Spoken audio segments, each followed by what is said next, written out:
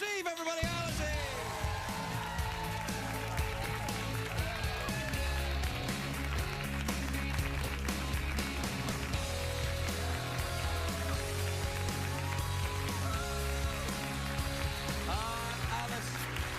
Lovely to see you again. You are indeed a shimmering beacon of beauty this evening, may I say? Thank you very much. You look very, very nice. Buried alive? Yes, buried alive. Yeah. Who would do that?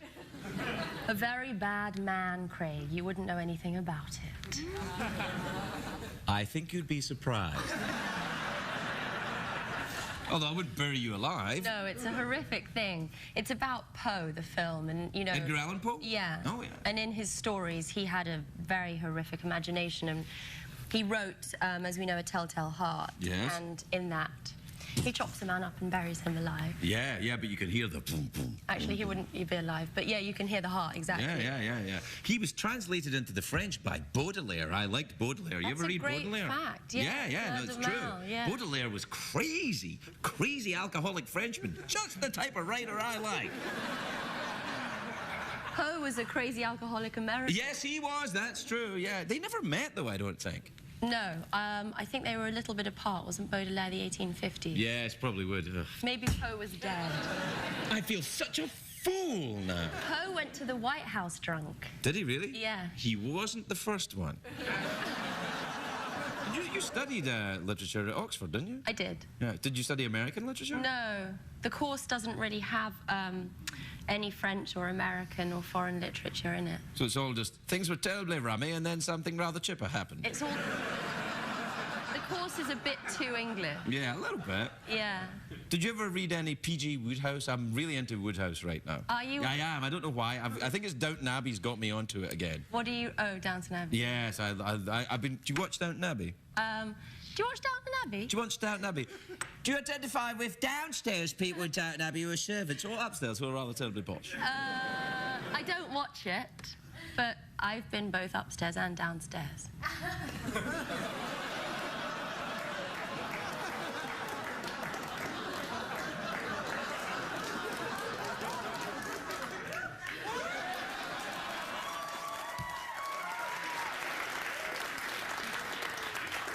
I didn't mean that. Yes, that wasn't I know. Fair. What do you mean it wasn't fair? You did exactly. You did mean that. The mugging. No, it wasn't I didn't mug. I just did that. In fact, I've both done my laundry and dined at high table, but I hear that you have 50 quarters here. Oh, yes, $50 in quarters, which would make it, Oxford, 200 quarters. Okay, sorry. But what's fantastic about that is I do my laundry and I need quarters. You do your own laundry now? Do you go to the laundromat looking like that? That's what I mean. Because you could go to the laundromat dressed like that and someone, maybe me, would do your laundry for you. I'd be there. I'd be like, I'll do your laundry, miss. I don't go... I'll fix your smalls. I'll get your particulars. I like it.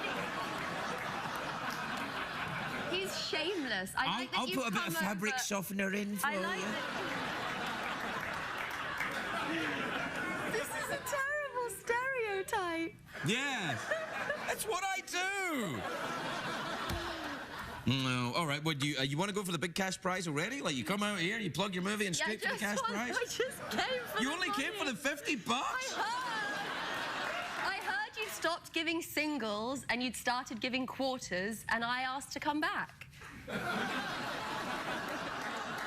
You know, most places would. If you go into a 7-Eleven dressed like that, they'll make change for you. Yeah, you'll be all right. Were you buried alive in that clip? Would they actually bury you alive? Yeah, they did. They put me in the coffin and they had, you know, machines, I can't remember, drills. Oh, yes. And, you know, they drilled around my head and put the lid on. And I took my first breath, because I prepared myself mentally for being buried alive. And then I took my first... How do you do that? Just say to yourself, I'm going to be buried alive a lot of times.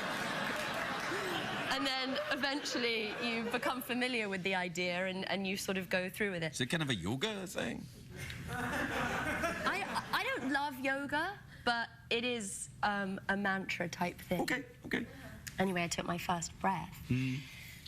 And just to calm myself, and all the oxygen went out of the coffin, so when I went for my second breath, there wasn't any left, there was just carbon dioxide. Holy crackers. I know, that's what I did, and then I wept. And then they sort of opened the lid and they were like, what's wrong? And I was like, I can't breathe in here. And then I sipped the air, and then we did it again, and they filmed it. So they weren't filming the first time? Like they just got, well, we'll just bury you alive a bit in practice. Really? Yeah. That's a complete waste of burying a lifetime. You want to film it just in case something goes wrong, you know? Then at least you have the take. Yes, then at least you have the take. You should speak to them. I should. Is it Cusack I have to talk to? No, he's not the director. He's an actor. How does it work? I thought the actor did that. Yeah, no, the actor's in the movie, and then there's a director, James McTeague, who makes McTeague? Yeah, McTeague. My sworn enemy, McTeague. He's an Australian. He's an Australian? I knew that. Hey, we're out of time. Yeah, look, I got distracted. Like you wouldn't. Yeah. All right. Cash prize? Let's do that. What time is it, Shadow Steven? It's time for the big cash Prize, all right. $50 in American quarters. All you have to do is either answer a question or guess what's in my box. Here's how that works. I imagine a box in my head, but I don't know what's in it. Only Jeff knows what's in it. If you guess correctly, you win the $50. If you don't, something awful will happen. Is the box in your head a coffin? Well, hold on. Why? Is that what you want? Box in the head? You want a box in... You want... No, I don't want you to box me in the head. I said, do you want the question or box in my head?